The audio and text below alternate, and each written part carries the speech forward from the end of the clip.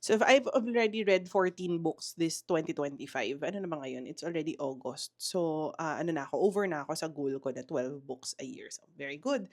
Anyway, itong Behind Closed Doors, I rated it 5 stars. Libre to sa Kindle Unlimited kapag may subscription ka sa Kindle Unlimited.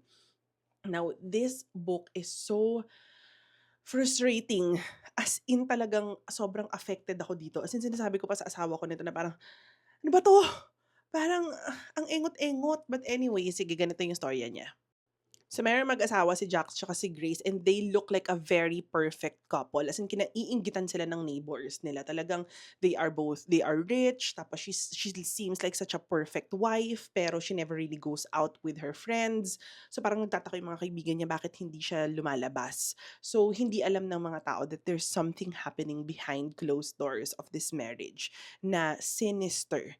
So, she basta gano'n, hindi ko na kasi 'pag nagsalita pa ako ng more baka ma-ano ko na, masabi ko na. But tingnan natin, wait.